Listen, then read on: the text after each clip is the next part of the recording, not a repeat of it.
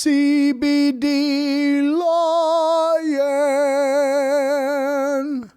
CBD Lion. This episode is brought to you by CBD Lion. You got the aches, you got the pains, you got the joint problems. Get yourself some CBD Lion.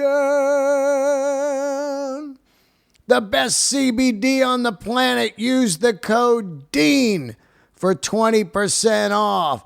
Do it right now. CBDlion.com. This ain't your truck stop CBD.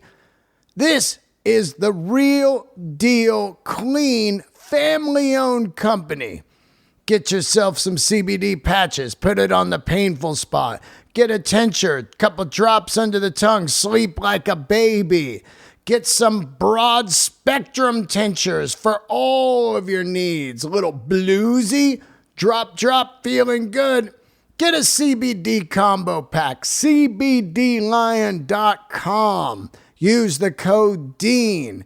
Also, they have pet tinctures and pet CBD. CBDlion.com. Use the code DEAN. Get your CBD. Help yourself. Help the podcast. And save money. Help your wallet.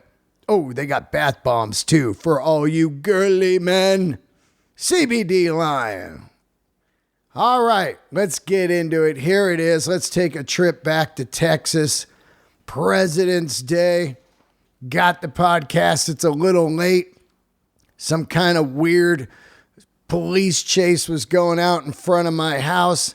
5 helicopters chasing a guy with a gun. Couldn't do the intro because I didn't want you guys to be hearing the helicopters the whole time in the background and going, what the fuck, man? Anyway, it is here, and we're going to be talking some country music, some rock and roll, all of it with my guest today. This guy is fantastic. Koe Wetzel is my guest today, out of Texas. Guy's got a new record out right now on Columbia, and it is smoking. I didn't know who this guy was 2 months ago. I've been spinning this record nonstop since it was sent over to me, and I couldn't wait to talk to him. One of my favorite songs of the year so far, Crying from the Bathroom. This thing is a monster ballad. It's got the hook that caught Jaws in this song. That's how big of a hook it has. Also, great song, Sidechick. Another great one, Drug Problem. And a track that his buddy wrote, Outcast. So all kinds of good music on this thing. And this guy is self-made. Massive in Texas and about to get massive all over the planet with his new record deal and his new record. So what I want you guys to do is spin the hell out of this record. If you like Weezer and Nirvana and country music, you are going to love Koe Wetzel. I'm telling you right now. And I am digging it. I can't wait to dig into some more of his music and just really explore this guy, because I had no idea who he is or who he was.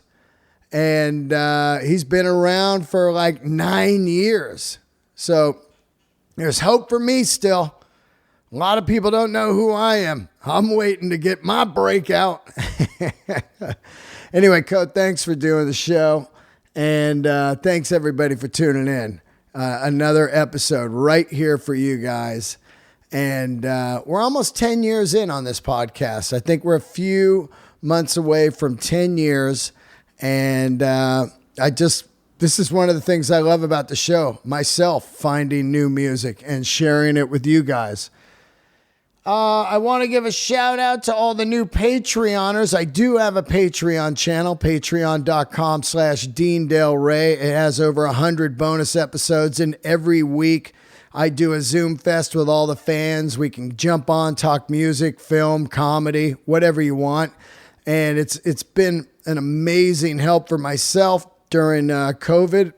I love hanging out with the Patreoners, the people I don't get to see because I'm not on the road. And here's the new Patreoners: Mary Callahan, Chelsea Kocher, Mike Flynn, Michael Romo, Hugh Craig, Chris Symes, Daniel Burt, OU821. Pretty cool name, man. You got a zip code for a name. That's some weird parents. I love it. Scott Renoyan, Steve Herbert, Patrick Enstrom, Steve Herbert again. I don't know why I have him twice, but he got 2 shout outs. Samuel Henning, Matt Garville, Samuel Detour, Andrew Duffel, and Connor Hargrove, which, by the way, Hugh Craig coming with the powerful donation. All right, I do have a second podcast, too. If you are new here and you're just discovering this one, I have the Grail podcast with Dean Del Rey, and it comes out every Wednesday or Thursday whenever I get to post it up. And that is on iTunes and Google Play and Libsyn and all your spots. And that is basically dedicated to anybody that makes cool stuff, handmade stuff, the artists out there, the makers, the tasty people, the cool people. All right, I'm a little loony today. I admit it. I've just been going crazy. Going crazy, as Diamond Dave would say. Oh, going crazy. Okay, let's get into it right now. Let's hear my man, my new friend, my Texas outlaw, Koe Wetzel. The candles are lit.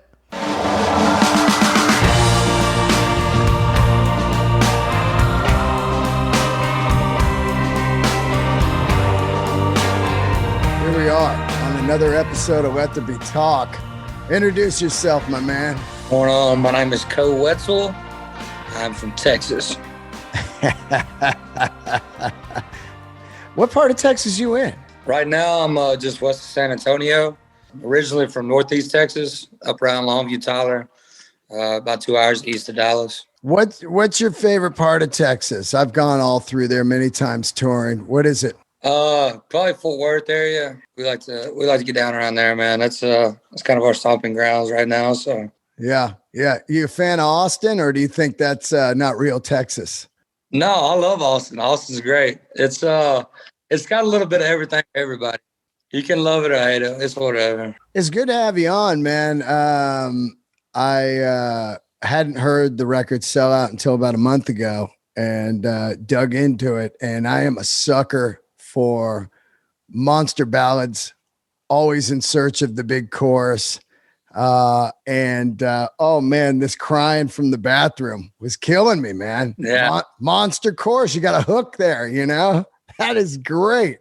Appreciate it, man. Yeah, we always, we kind of thrive off the big choruses, and I always love music that, Nirvana did it really well. I thought, that's kind of what drove me into that kind of music. But the big choruses, the mellow verses or whatever, and Crying for the Bathroom, it has that steel guitar that kind of drives you through a country sound, and then boom, it kind of hits you in the face. Absolutely. I mean, if you look at a lot of that, let's say even Def Leppard, like Bringing on the Heartache, those giant choruses that you never forget. And when you got one, it's like a fish on the line. You're like, because you leave the studio and the next day it's in your head. You're like, damn, I've got a hit on my hands here. Absolutely. Yeah, that's what we'll go into the studio, we'll track a demo or something, and I'll just ride around with it for a couple of days or, however long we're in the studio for. And we just kept coming back to that that hook. We're like, fuck it, man. We'll leave it and throw some bullshit behind it and call it a song. It's interesting. I've never heard of you. And I love that because then I feel like I learn something new all the time in music. I'm always chasing, looking for something new. And you have an amazing story that I get obsessed with people that are self-made, that have created their own thing, whether it be comedy, music, or any of that art, of like out there grinding and becoming super successful. What was it for you? Was it Instagram? I mean, the early days, a lot of people were using MySpace. Remember that? And then Facebook, getting it out. And we're all using the same tools, but somehow some people get traction and people get obsessed with it and they start telling their friends. And that's the beauty of it, right? Yeah. Absolutely. I think for us, I mean, we were playing music kind of coming up whenever Twitter and Instagram was kind of building up, getting bigger. And we would just do dumb shit on Twitter and Instagram. Because it was like right after I dropped out of college. So, I didn't give a fuck. I was getting thrown in jail and, raised in hell everywhere we went. And we were playing all over Texas and, the different states. And anywhere we went, we wanted everybody to know that we were in that motherfucker. And, we were just vlogging almost everything we were doing. So people would, I guess they kind of grew to that. And then we come out with Noise Complaint. They were like, holy shit, these motherfuckers are actually living what they're doing. They're not just talking about it. So I think that's kind of what set the persona and everything for us, but and then people just kept fucking with the music, man, and it's kind of helped us out a little bit, you know what I mean? It's interesting because I think you could be one of the first country artists that I listen to where it almost feels like this isn't your old man's country and this isn't that new country. This is kind of like where people, how they talk, how they, a normal human right now, maybe in their late 20s, early 30s, this would be their country. Yeah, absolutely. And that's what we wanted to make it for. It was like, we know everybody's going to love what they're fed. I mean, and we don't want people to, feel like they have to listen to our music. So we were just like, what, we're going to do, whatever we want and make the music how we want to and kind of relate with the crowd that we're running with. And, if you don't like it, get fucked. I mean, we don't care. So we know some people that do like it. So yeah. Let's get into the early days of you. You played football, and how does the transition go to music? Are you at the same time you're playing football? Do you got an acoustic? Are you into rock, or was it just country, or what was going on? So I grew up playing music. My mom, she jumped around playing like old opera houses in Texas and shit. So I would travel around with her, and I was always around like swing bands and early 90s country, live bands at all these old opera houses. So I was always around it.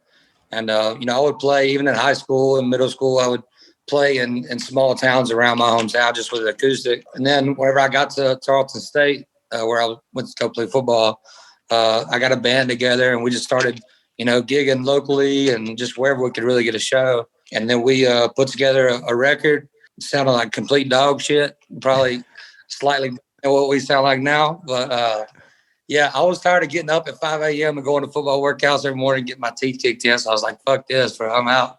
I'm going to play some music. So yeah, I dropped out of school. We hit the road running. We had to stop. Damn, man.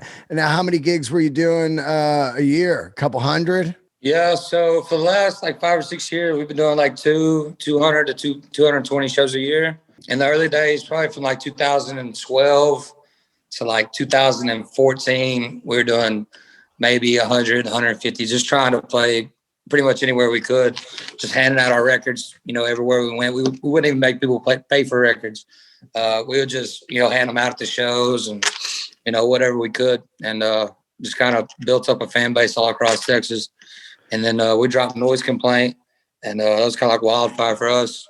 everybody around Texas started buzzing about it. And then we started getting gigs in Oklahoma and Louisiana and Arkansas and New Mexico. And then it just kind of spread out, man. And I don't know, man, it's been crazy ever since then. Now, my question, the record is called Sellout, and the obvious reason was you were massively, big on your own and successful. What was the point and what attracted you to sign into a major label? I mean, I get it because it is a grind in the indie world, but did they come to you with something where you go, look, I have already built this, so what are you going to bring? Yeah, absolutely. So, I mean, the reason behind it was, as an independent artist, there's only so much you can do for yourself as far as getting out on a global spectrum. We don't want to be a band that stays in Texas or around Texas forever, and we don't want to be just a band that's big in the United States. We want to go everywhere. So I think for us, it was just, it made sense to get with them because, they have the connections to put our music everywhere, places that we couldn't do ourselves. So we thought it was time. We've been independent for so long. It was just it was time to make that move. And we talked to a couple of different labels, and Columbia just felt right. They said they didn't want to change anything that we were doing. They're kind of letting us be us. So kind of goes with Sellout.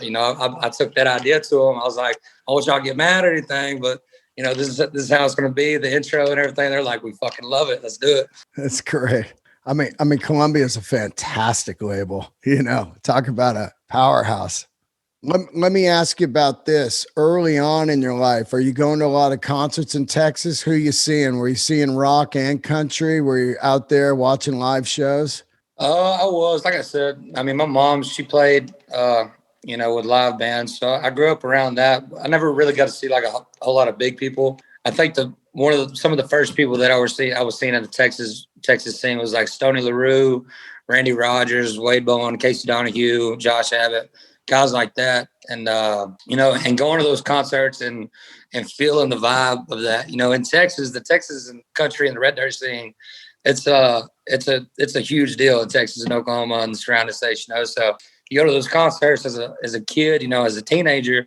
I mean, if you play music, that's what you want to do. You look at the girls, right? You're like, God damn, these motherfuckers are good, You want to you see everybody's fucking jamming out. You're like, fuck yeah, this is something I want to do. And so it was just, I don't know, they definitely inspired me to, I took something from everybody that I went and watched in concert, and kind of grabbed what I liked and didn't like. And, all right, I'm not going to do this on stage, but I'll do this, and just kind of put everything together. And that's kind of where our live show thrives now, because we, like I said, we play 220 shows a year. So our live show is pretty tight, man. And that's what we want it to be. So. Did you ever get into that, like mid 90s alt country of say like Lucinda Williams, Wilco and Sunvolt and all that kind of stuff? Did you ever get into that?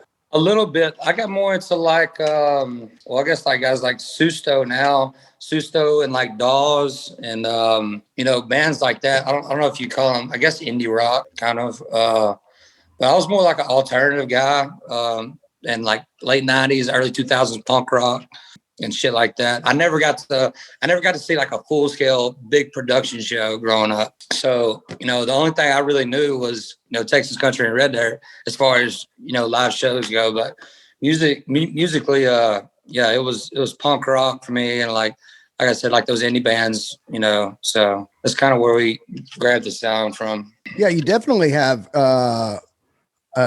a major rock sound in there also. Like when you're going into the chorus is the full distorted guitar, the big fucking, it's it definitely has a lot of rock. I would call it more rock than I would country as far as what I hear. Yeah. And I think like growing up in Texas and coming out of Texas, if you get a band, like one of the first or most of the venues that you're going to play are going to be Texas country bands or, honky tonks. Right. So I think a lot of bands, once they find their sound, then they kind of decide where they want to go as far as, do we want to go country? Do we want to go rock? And I think the scene now, especially with a bunch of my friends that are playing music, they're just doing what they came up on. And for us, it was early 2000s rock, shit like that. So the sound is changing a little bit, I feel like, and kind of everybody's just kind of going and doing their own thing. I don't know. We love that grungy post grunge sound. I got into it, like 5 or 6 years ago. The post grunge, the Basement, the Balance and Composure, all those guys. So love all that shit. Oh yeah, I mean, really, grunge is spectacular. If you look at all of that stuff, the spin-offs from it all, but from Alice in Chains and Soundgarden to Nirvana, and then everything that it spawned after that. And I think a lot of that has to do with great songwriting, or else we wouldn't even be talking about these bands right now. It would, without the songs, we wouldn't care. Absolutely.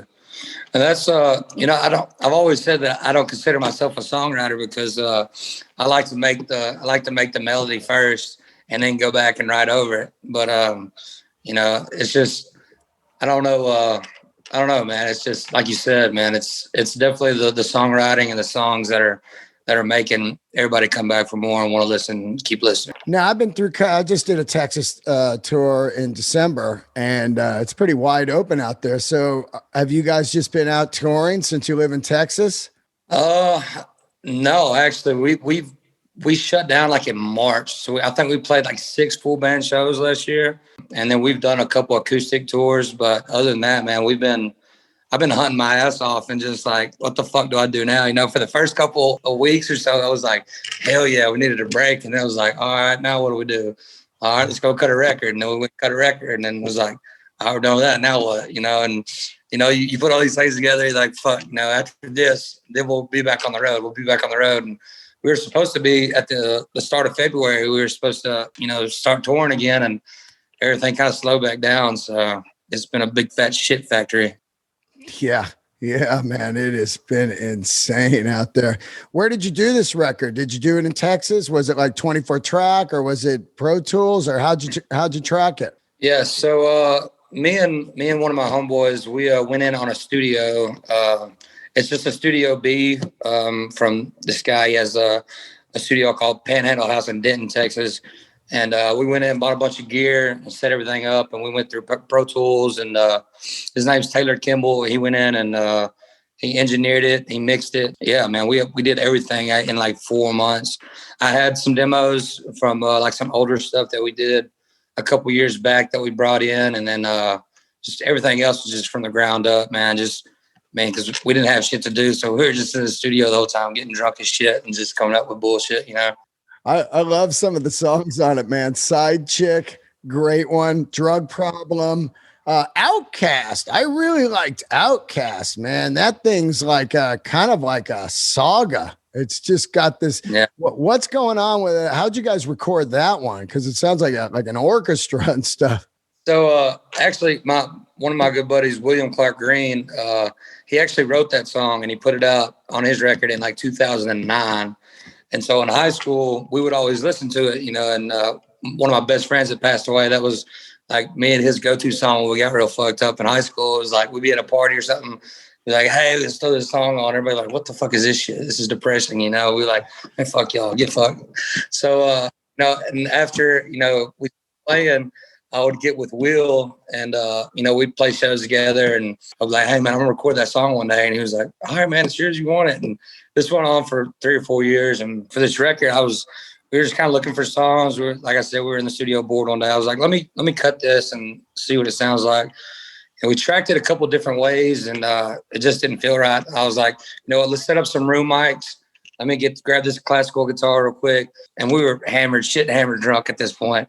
I was like, let me just make it kind of sound shitty, but still, keep the click track on because I don't want to be off beat, And went in, man, made the guitar sound like that. I think we might even brought in some like light steel to it, layered some horns over it, man. And it kind of gives you that deep kind of dark feel, and that's what I wanted it to be. The song is such a powerful song.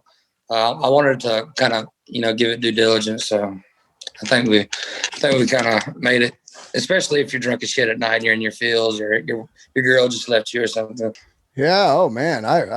I dig it, man. I listened to it. I was like, your album is really kind of original sounding to me. I have not heard anything like it. It's like, okay, we got some country, we got some rock here, but then we got some I don't give a fuck and like you're swearing and stuff. Like this never happens on country. They'd be like, oh, hey man, the Jesus ain't gonna like that. It's country is pretty conservative, unless you get into the greats like, say, Jamie Johnson and Sturgill and Chris Stapleton and stuff like that.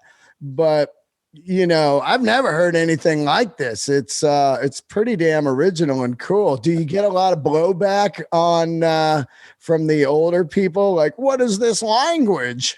Yeah, they're not the biggest fans of Koe Wetzel, man. They're it's kind of like, this don't sound like George Jones to me. You know what I mean? So It's kind of, but we kind of thrive off that shit. We don't, like I said, we don't need everybody to love us. We're just doing what we want to. And, we got people that like it. So we're just kind of, doing our own thing, and so it's working out kind of, I guess. I saw it. It was funny. I saw the album cover and it had the warning sticker on it. I was laughing like those are still around, the warning sticker. Watch out. This has got some language on it. I said, did he really just say fuck?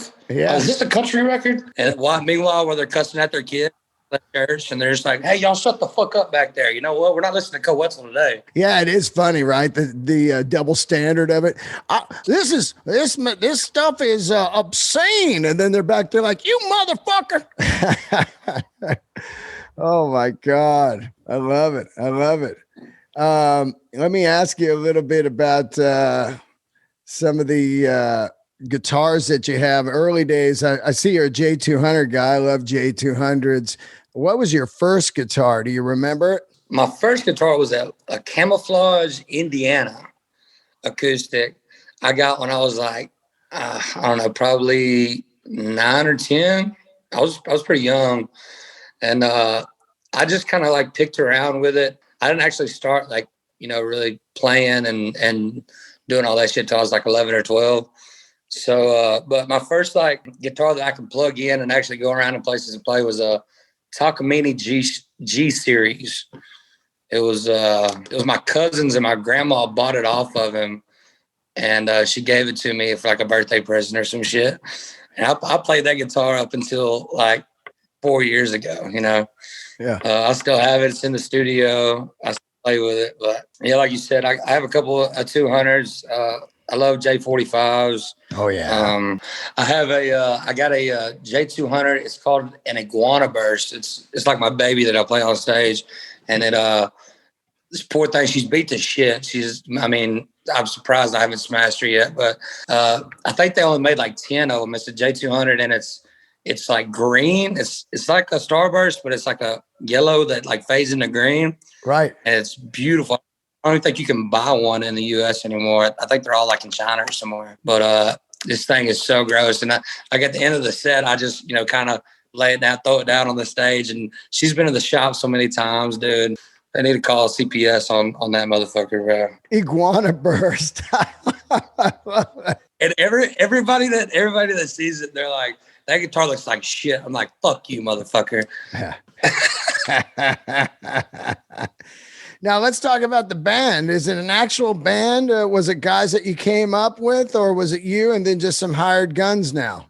No, man. I've had my bass player has been with me for going on 8 years. My guitar player the same. My other guitar player's almost 4 years. And then I had the same drummer up until the start of this year, and then we moved him to tour manager. And have you ever heard of Fit for a King, the metal band? No. Yeah, you need to check them out. They're like a metalcore band. And their drummer, he's from Fort Worth, one of my good buddies. COVID hit them pretty hard, and they weren't getting to tour till like fall this year. So he's kind of filling in right now for me on drums. So we've all been friends for a really long time. So it's not just we always say it's a family, we all been around each other. We know what bugs each other and when to get the fuck out of the bus and go do your own thing and stuff. So if you got something to say, we can fight it out and we'll be, hugging afterwards, so. Do you think that early success came from the live gigs nonstop, or was there some early airplay in Texas? Did somebody pick it up? What do you think made it start to snowball and get big? Yeah, it was definitely live shows and just playing as much as we were, because we didn't get any radio play. We still hardly don't have any radio play. I think there was like maybe a couple stations that would push our shit, but even after we were selling out every room in Texas, nobody would fucking play us. And so definitely didn't come from radio. I mean, I'm sure at one point there was, we have some fans that heard us over the radio, but nobody wanted to fuck with us. So we were just like, screw it. We'll just hit every single town until you get bugged and your phone bill's fucking off the charts because you won't play our shit. So yeah, I mean, everything that we have is completely 100% because of the fans and people just fucking with the music, man. Don't you just like rack your head when you're like, what are you guys doing? We're selling out everywhere. There's a shitload of fans. This is a no-brainer. Just put the song on and you're going to fucking have people like right on. I never understand that. They fight it to the end. This ain't true country. I ain't playing it. It's like, and then rock's like, I don't understand it. It's not rock. Like, isn't that weird? Yeah.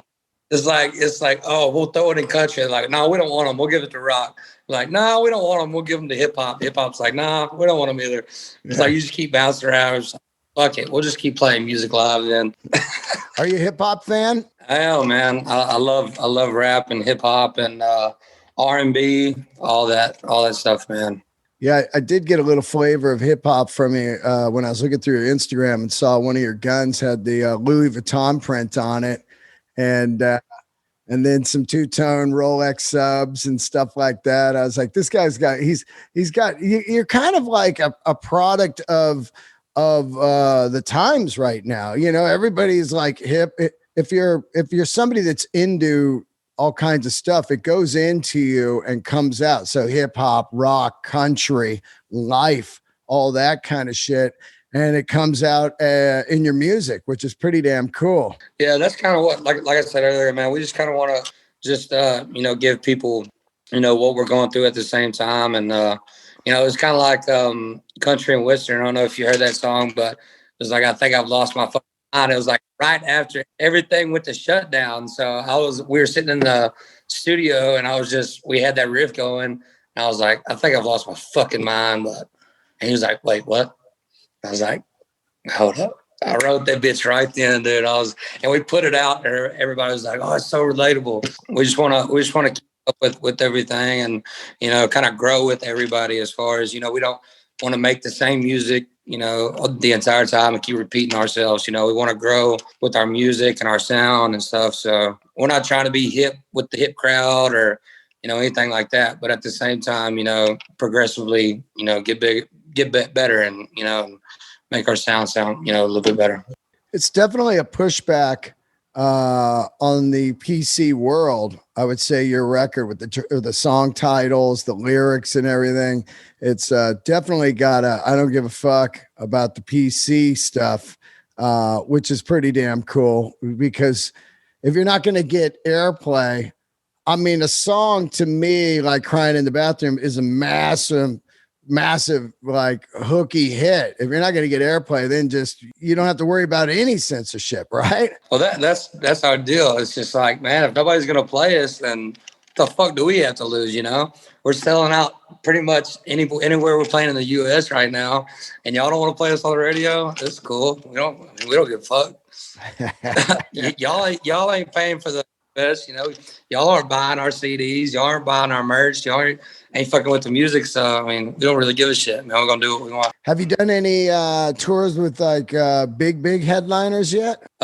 We haven't, man. We big like Texas and Red Dirt acts, but no like big mainstream or bigger acts, But we just signed with Columbia. It hasn't even been a year yet. And our booking agent, we're out of Texas. They're local as well. So I don't know, man. We were supposed to start an arena tour in March, and that shit got shut down. So were you guys headlining? Yeah. We're gonna do our own stuff. So we have our own music festival. And it's called Koe Wetzel's Incredible Music Festival. You have to come down to it one time once we get back rolling. But Ferris wheel, goddamn water slide, down the whole 9 yards for a fireworks show. Yeah, and then we have like a full day of music. And we initially had planned for like the whole month of March to go through the Midwest, come down, hit a few shows on the East Coast, and then COVID just smacks you right back in the face, man. Wow. And at your music fest, you got a bunch of bands to play, and then you guys just headline it? Yeah. So we only got to do two, and then everything kind of started slowing down because of COVID. So yeah, we usually run 4 to 5 bands, and then we'll close out the night. Wow. That's fucking cool, man. I love it. Oh, yeah. Let's get a little bit into this here. I saw that you had 700,000 Spotify streams. What, like monthly? Is that monthly? I don't know. You got a better guess than I do, dude. Probably, maybe. I don't know. What are your thoughts on the streaming world? I think it's great, because I don't know. I just think radio today is not what it was 5 years ago, say 10 years ago. So it gives artists like, say us that never got any radio play, or it gives them a platform to go out and share their music, and if it pops, it pops. If it doesn't, I mean, you can put more music to it. It's not like anybody's controlling what you're doing. So I got mad love for the streaming, that platform. We've been on Spotify. I think it was so easy. You go to CD Baby, you go to TuneCore, and it's like, I don't know how much it was, like $10, $20 to put your fucking music online, Yeah. And I think it's giving artists, just an easier way to do it instead of, paying a radio promoter to push your music, or, what I'm saying? So I'm a fan. And I mean, you're obviously making a pretty goddamn good living doing this. Where's most of your money coming from? The merch, ticket sales? What's that about? Oh man, it was coming from touring just because we tour so much. Right. But that kind of shut down. So yeah, stream.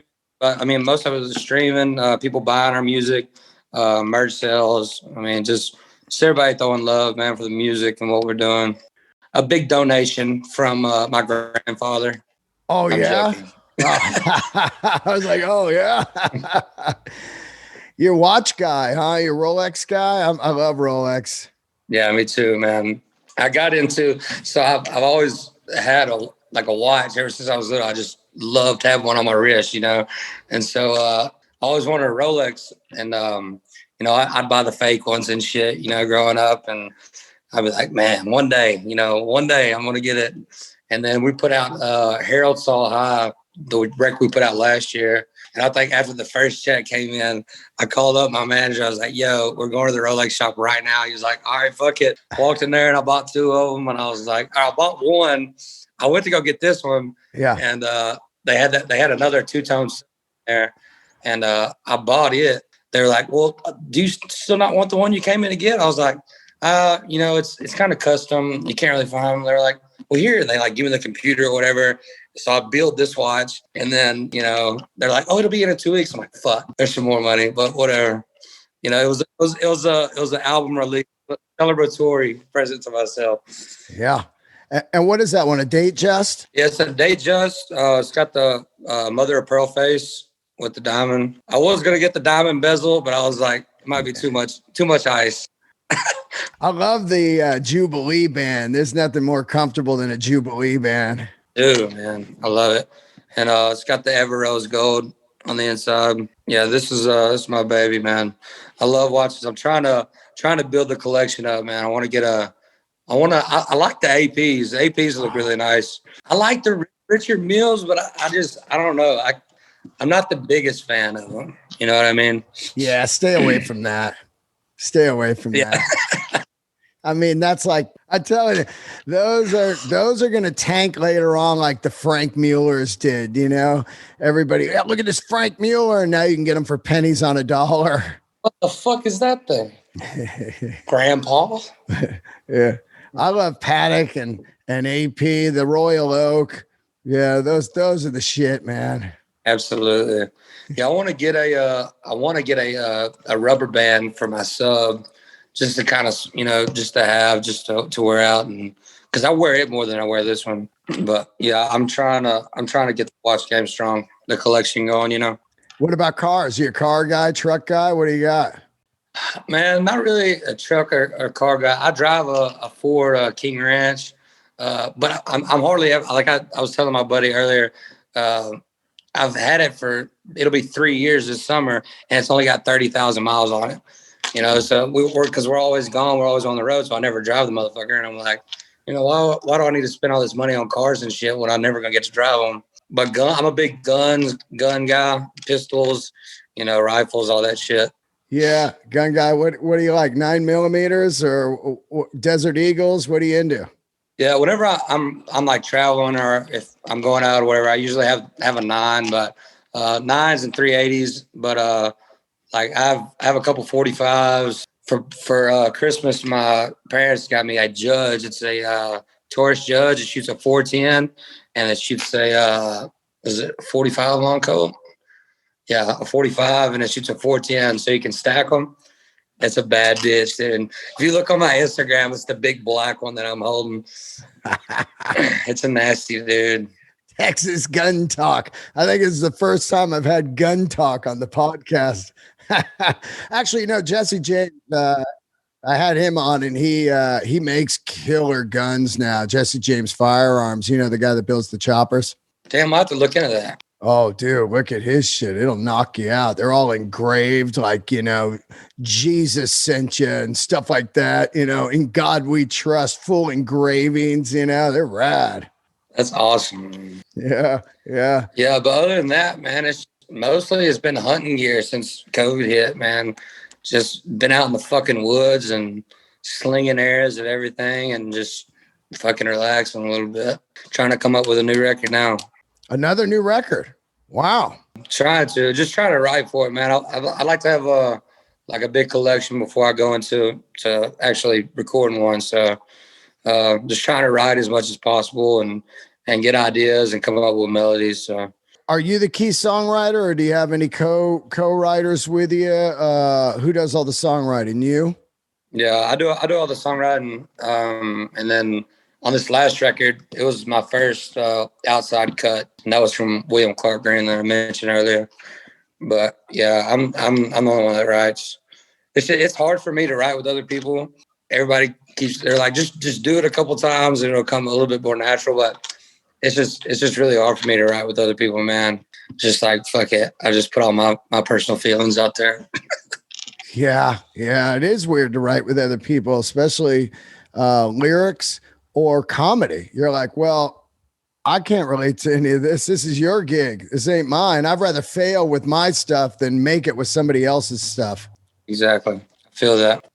Absolutely, man. Now, you a homeowner? You got a home now? Man, I'm in the look. I'm looking for one right now. We went and looked at like 3 or 4 a couple weeks ago. I got a couple more to go look at. You can buy land out here in Texas. It's a lot cheaper than anywhere else. You go, and so I'm just trying to find that right home before I drop some cheese on one. So do you care about the architecture? Like, are you into flavors like mid-century or Spanish, or you don't care? It's just something that's got to be right.